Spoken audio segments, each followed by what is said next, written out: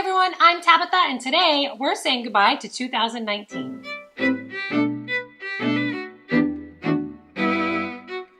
2019 is not only the end of a calendar year, it's also the end of a decade. So the first thing I did today was take a look back at what I was doing 10 years ago when the calendar was getting ready to flip from 2009 to 2010, which seems like a really long time ago. So back then in 2009, I wasn't calling myself a writer. Sure, I had a published poetry book, but nobody really knew about it. Sure, I had 2 journals that I wrote in regularly and 2 sort of active work in progresses, but nobody knew about any of that.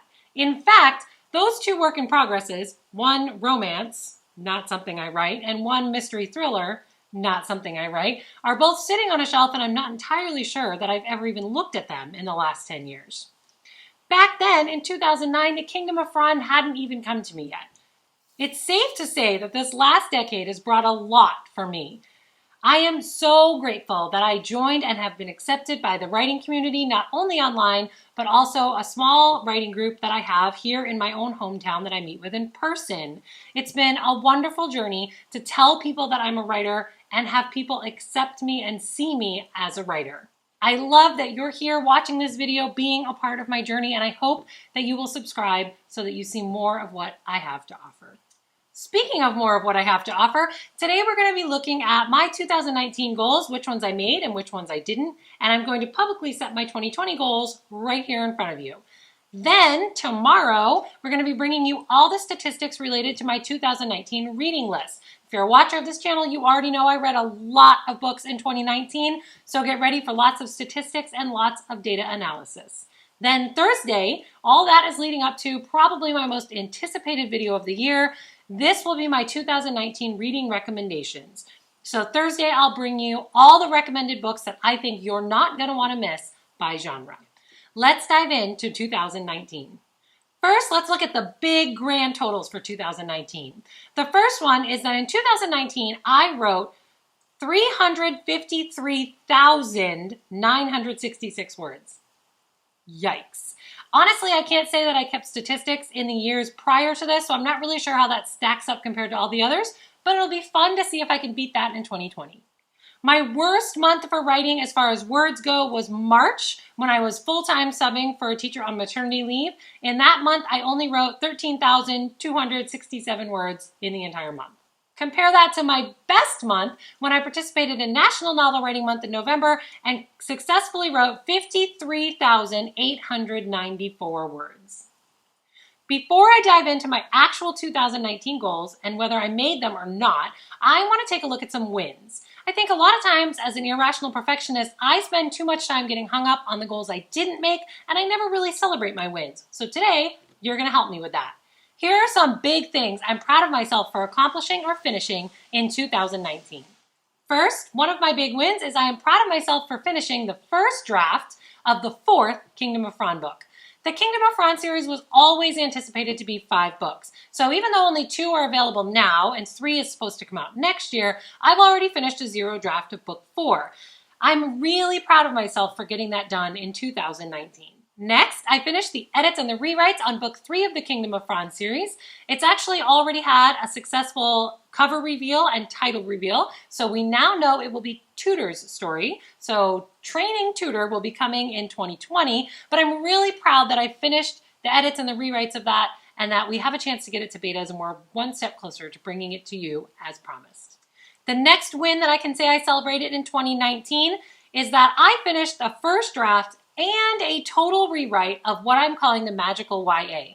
This story follows 2 magic girls who are both incredible people to write, although they're very different, as they take their journey through a magical school. I made the decision in 2019 to completely rewrite it and add a 3rd storyline, adding more to the story, giving us history, backstory, and more magic, which is great, but that was a complete overhaul rewrite. I'm happy to report I finished that in 2019.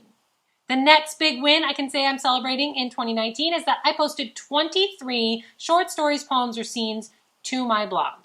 Another one for the win column is that I wrote 75% of a young adult contemporary story. I never expected to be working on young adult contemporary, so that was a fun one for me. It's not completely finished yet. It was my National Novel Writing Month project. I did write 50,000 words, which was the goal for Nano, but it's not quite done yet. I also jotted down a lot of ideas or scenes or characters that will be good for future storytelling. I created this bookish YouTube channel that you're watching right now to share my process and creativity and basic bookish geekiness with you. I edited a grand total of 521 chapters, either for me or for other people. And of course, I published 2 books. All in all, I had an awful lot of wins in 2019. Now let's take a look at my actual 2019 goals. The first one of those 2019 goals was to publish Redeeming Jordan, the second book in the Kingdom of Fronn series and Jordan's story. Jordan has always been one of my favorite characters, and I knew I wanted to get you that book as soon as possible. I'm happy to report I met that goal in May of 2019, almost 1 year to the date from Breaking Iselda being published. My second goal, and this is one of those ones that I would have been nervous to put out publicly last year, would have been to have Projection published. At the time when I made these goals in December of 2018, there was nothing on the horizon for that, but I knew that it's something I wanted done. And somehow the stars aligned and Projection was made available to you in 2019. My next goal had always been to read a lot of books. In 2019, I decided I wanted to read 2 books every week, or 104 books total for the year. I met that way back in September. My next 2019 goal was to finish 0 drafts of the entire Kingdom of Fronn series. This series was always supposed to be 5 books. I envisioned that really early on. This year, unfortunately, I failed that goal. While books 1 and 2 are obviously available now, book 3 will be available next year, and book 4 is 0 drafted, I haven't finished book 5. Part of that reason is because December is always a rough month for writing, lots of family stuff and holidays going on, but I think a bigger part of that is a little piece of me is afraid to let go of Fronn. I promise you, I will get this book done. It's just not done yet. My next 2019 goal was to outline something that was not Kingdom of Fronn. I think in 2018, when I was writing these, I was afraid that I was going to be one of those writers who only focused on my series and never gave any love to my standalones, and I didn't want to do that. One way to ensure I wasn't going to do that was to fall in love with something brand new. In September, I did outline something brand new, a young adult contemporary, and I actually wrote 75% of that first draft in November. So I also met this goal. My last 2019 goal was to post 24 short stories, scenes, or poems to the blog. And again, the reason I had this goal was to keep myself fresh and always trying out new characters. I technically failed at this goal. I only posted 23 short stories, scenes, or poems instead of 24. However, I did post a lot of poems to my Instagram, and I didn't particularly plan that in the beginning. So it's kind of like a loss that's sort of a win. I don't know. I did like this goal, though, and I may keep it for next year. So all in all, I had 6 total goals for the year, and it looks like I met 4 of them and made substantial progress on the other 2. Not bad at all. With 2019's progress fresh in my mind, I sat down to make 2020's goals, and I'm really excited to share them all with you today. My biggest goal in 2020 is, of course, going to be getting Training Tutor, the 3rd book in the Kingdom of Fronn series, published and out available for you. As of right now, I'm looking at summer for that, but if that changes and it's sooner, then I don't think anybody would be upset by that. My next goals are going to be to finish edits or rewrites on a couple of things. I want to finish all the edits and all the rewrites on the 4th Fronn book, so that's ready, and also on the Magical YA. Those 2 are both 0 draft done, and in 2020, I really want to make progress on them. My next chunk of goals is actually to finish first drafts or 0 drafts of a couple of things. The Fronn Book 5 that I just mentioned I didn't finish, the Young Adult Contemporary that I finished most of for National Novel Writing Month this year, and then something new. You notice I'm leaving that wide open for myself? I don't know what that's going to be yet, but I know in 2020 I'm going to want to completely draft something brand new. Lastly, I am keeping that goal of putting 24 short stories or poems on the blog. I really like the way this forces me to think differently about emotions or characters. Oftentimes these short poems or scenes are from the mindset of a character I'm working with, sometimes even somebody I'm stuck on. I could, for example, take my antagonist, kind of channel them a little bit and write a poem in their voice. This really helps unclog me. I still don't know what I'm going to do with these short stories and poems, but for now, make sure you're following my blog so you don't miss any of them. I'm also making it one of my goals to post 52 videos right here to this channel. That's at least 1 per week. And I'm keeping my goal of reading 104 books. Some of you may be wondering why I'm not making that higher, since I obviously was able to meet my 104 book goal by September. Honestly, the answer is pretty simple. I would be happy reading 104 books in a year. I'm keeping that. Of course, you all know when it comes to loving books, writing is only half the story. I'm also an avid reader. I'm not going to break down my statistics for 2019 today because I've already got plans for a giant statistics 2019 video coming to you tomorrow. So make sure you stick around for this channel, subscribe to this channel so you don't miss any of that fun. But today, I do want to break down how my December TBR looked and how I did on that. So let's remember what my December TBR looked like. I identified 7 books I planned to read in December. 2 of those were books that I had promised reviews for. So that was Fogbound and Loom of Sorrows. One of these was an ARC coming out in 2020 that I wanted to read before it was out. So that was every other weekend.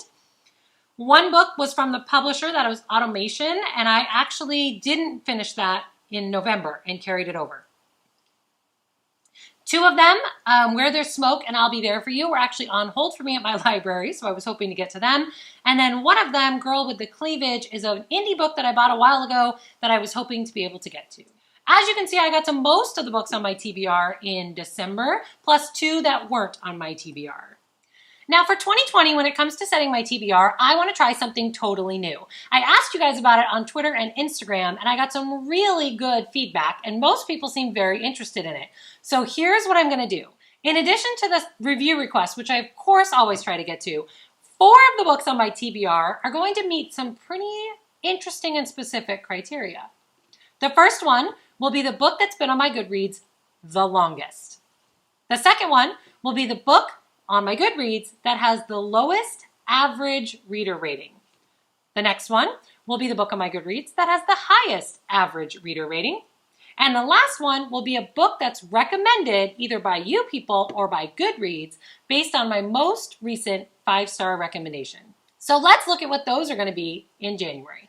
Okay, first up, I took a look at my Goodreads and I sorted by average rating, and I found the highest average rating. And that one is Skin of Water, which is really exciting because that is an indie book that I had promised to review by February.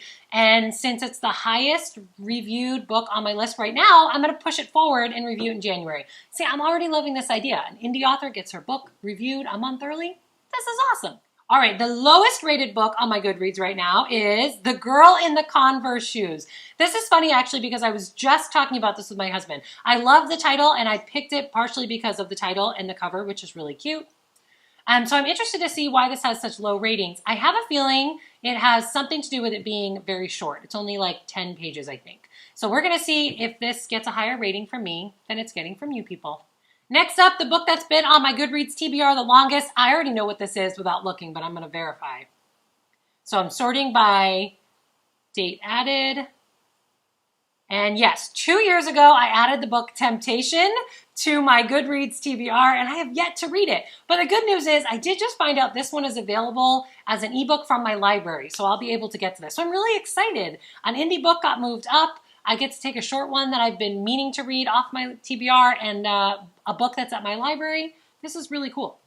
Okay, normally for my most recent 5-star and a recommendation based off that, what I'll try to do is post it to Instagram, Twitter, and of course right here, and ask all of you fine people for your recommendations that are similar to that book. But since I'm short on time for that this time, I'm going to let Goodreads choose. So my most recent 5-star read was the book Sometimes I Lie by Alice Feeney. Goodreads is recommending some things for me here. I'm guessing these are going to be psychological thrillers, so that's kind of fun. 2 out of 3 of the ones Goodreads are recommending are authored by the same people, so that's cool.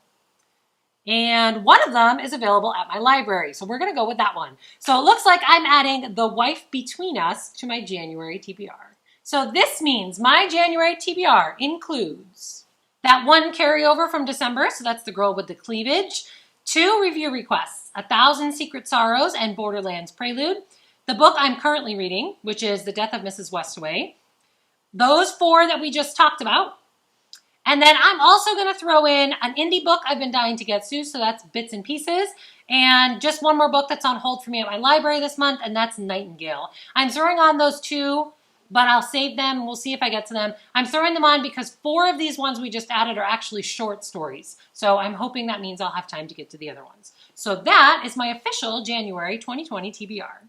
Thanks for joining me today as I took a look at my 2019 and set my 2020 goals. I hope that you will come back tomorrow to find out how my 2019 reading statistics broke down. And of course, I hope you'll be back on Thursday to hear what books I don't think you're going to want to miss. Drop a comment to let me know you're here. Hit subscribe and tap that little bell so you know when I'm back. Keep plotting the path to your dreams, and I will see you tomorrow. Bye!